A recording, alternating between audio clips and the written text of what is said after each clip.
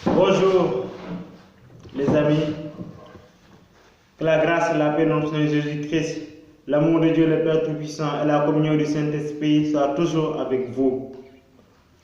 Aujourd'hui, nous allons parler d'un thème qui nous a été donné à l'occasion du 5e anniversaire de l'encyclique du pape François, Laudato Si. Ce thème, c'est « Tout est lié ». Avant de commencer, je vais un peu parler d'abord de la GEC et avant tout d'abord je vais saluer tous les membres de la GEC.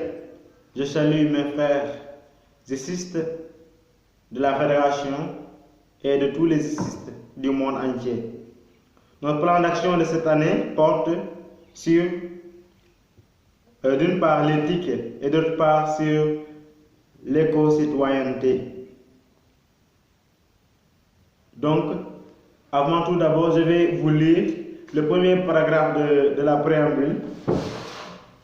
La préservation de l'environnement est un des plus grands défis de notre époque.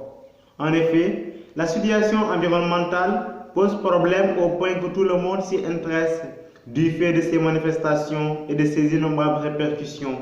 Ici et là, des initiatives et des actions sont entreprises pour sauver notre planète, car notre bien-être et au-delà même, notre existence en dépend. Et avant tout d'abord, nous allons un peu parler de la source de l'encyclique. L'encyclique tire son titre du poème de Saint François d'Assise, « Loué sois-tu, mon Seigneur », qui, dans le Cantique des créatures, rappelle que la terre est aussi une sœur et une mère. Le cri de la nature maltraitée et le cri des pauvres abandonnés. Ce qui se passe dans notre maison commune. Là, au premier chapitre, nous allons nous poser cette question. Qu'est-ce qui se passe dans notre maison commune? Et à la réponse de cette question, il y a la pollution, le changement climatique, l'eau, la perte de la biodiversité, les inégalités planétaires, la faiblesse des réactions devant ces drames. Le deuxième chapitre nous parle de l'évangile de la création. Cela nécessite un dialogue multiculturel et pluridisciplinaire qui inclut la spiritualité et la religion. La foi offre de grandes motivations pour la protection de la nature et des frères et sœurs les plus fragiles. Les obligations envers la nature sont une partie intégrante de la foi chrétienne. Pourquoi sont-elles indispensables dans la foi chrétienne? Déjà, le livre de la Genèse au chapitre 1er, du verset 29 à 30, nous dit: je vous donne en ce jour toutes les plantes à graines qui poussent sur toute la terre, et tous les arbres qui portent des fruits avec leurs semences. Ce sera là votre nourriture. L'herbe verte sera la nourriture des bêtes sauvages, des oiseaux du ciel et de tous les animaux qui vont et viennent sur la terre. Il fut ainsi. Dieu vit que tout ce qu'il avait fait, cela était bon. La nature est donc un don de Dieu pour les chrétiens.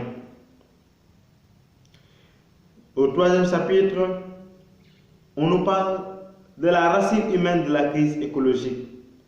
Cela va nous porter d'abord à faire une analyse de la situation actuelle pour ne pas voir non seulement les symptômes, mais aller au-delà et de regarder quelles sont les causes.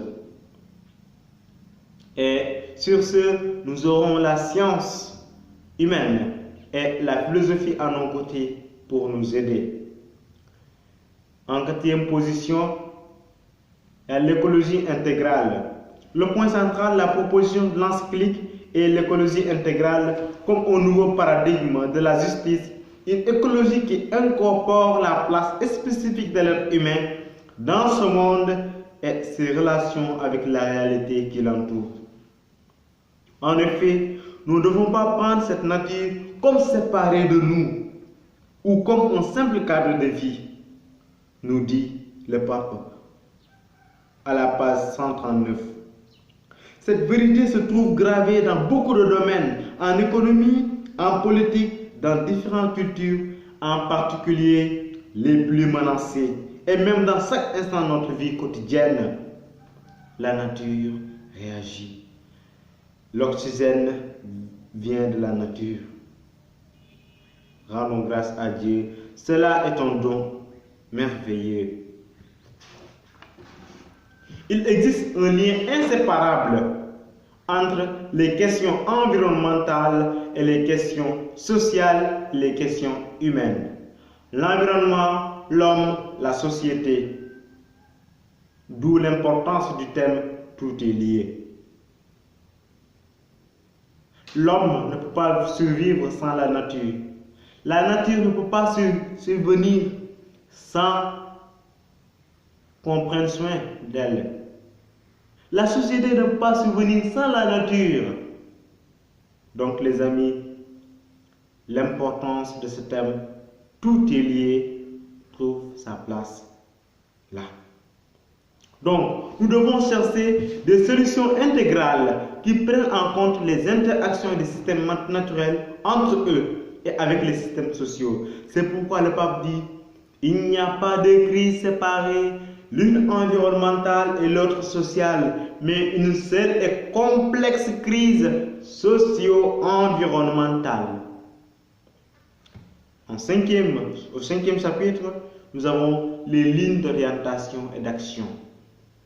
Ce chapitre nous parle de ce que nous pouvons, non seulement ce que nous pouvons, mais ce que nous pouvons et devons faire. C'est un devoir. Les analyses seules ne suffisent pas. Il faut des propositions d'action qui concernent à la fois chacun de nous et la politique internationale. D'où la GIEC vient pour intervenir. Et pour intervenir, il nous propose une étape à suivre. Le voir, le juger et l'agir. En plus de cela, comme il a dit ici, là, il y a une proposition d'action que nous faisons à chaque année. Aussi, nous avons aussi les objectifs. Les objectifs portant sur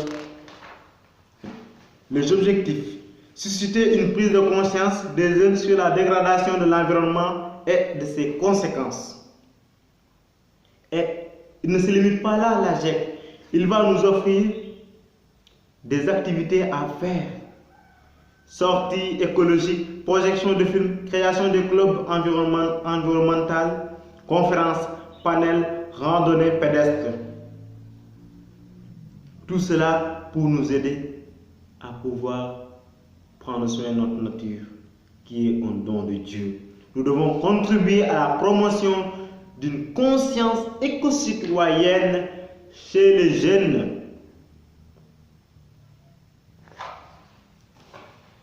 Et on continue et dit, il est important que la construction des pistes concrètes ne soit pas abordée de manière idéologique ou réductionniste.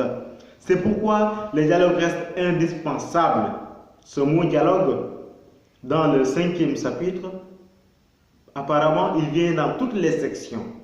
Toutes les sections du 5e chapitre, on a le mot dialogue. Pourquoi ce dialogue est indispensable? Et au 6e chapitre et dernier chapitre, nous avons l'éducation et la spiritualité écologique. Point numéro 1. Miser sur un autre style de vie. En dépit de la culture consumérisme, tout n'est pas perdu parce que les êtres humains peuvent aussi se surmonter.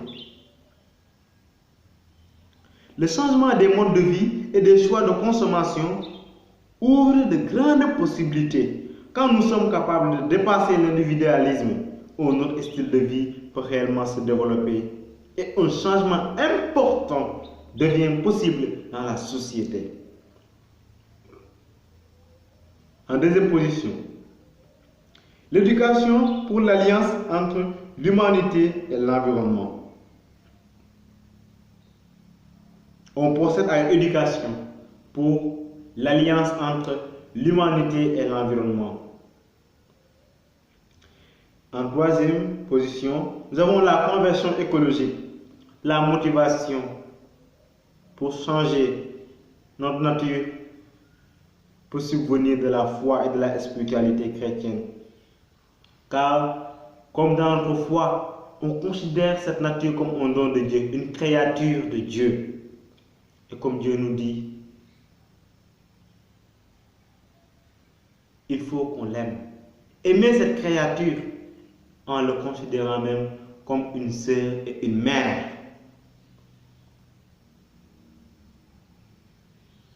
Ainsi vient la possibilité pour alimenter la passion de la préservation de l'environnement.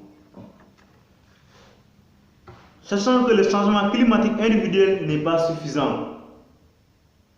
Le changement climatique individuel n'est pas suffisant.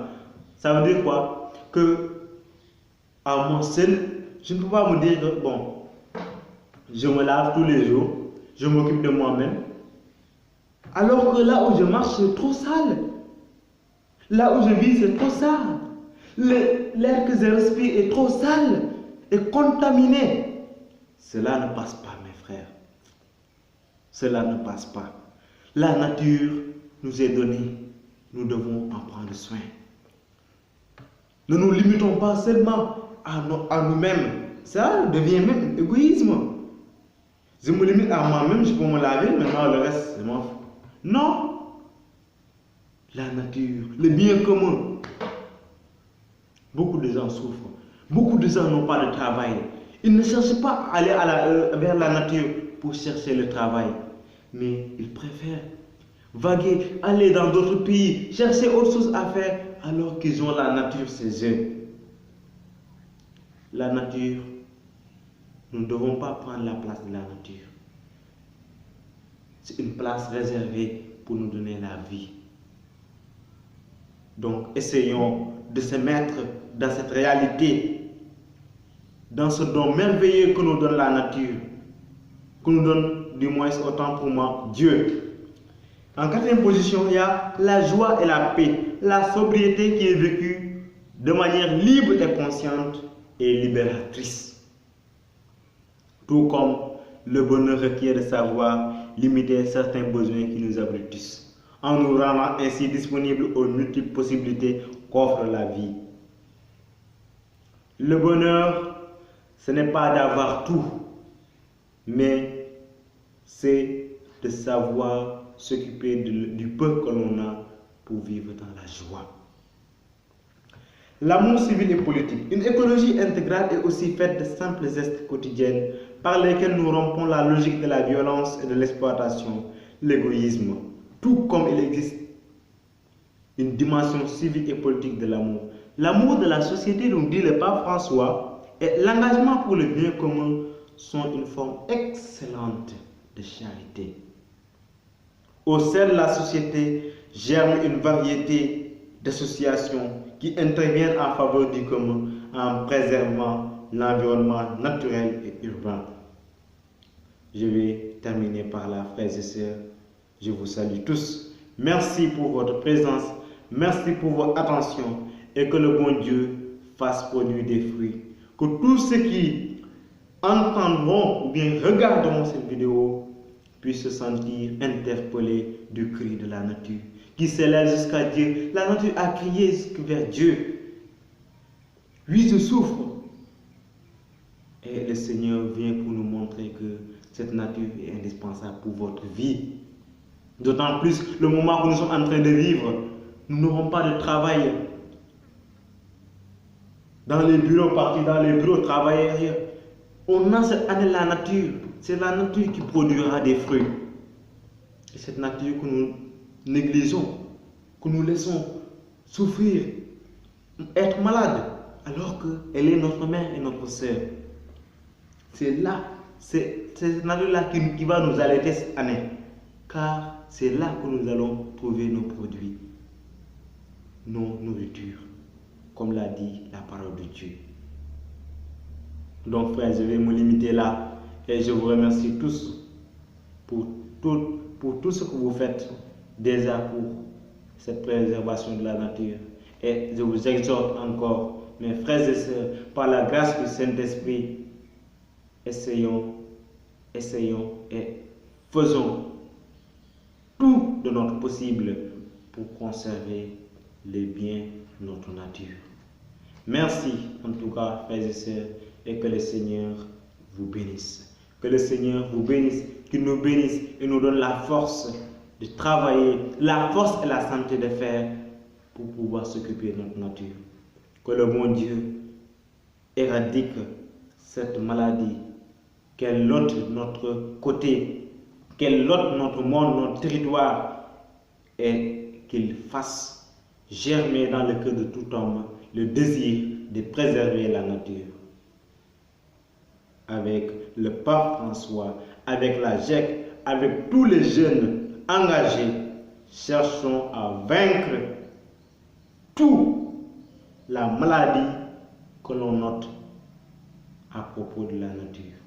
Ensemble, frères et sœurs, nous le pouvons et nous devons le faire. Frères, merci beaucoup à vous tous et que le Seigneur vous bénisse.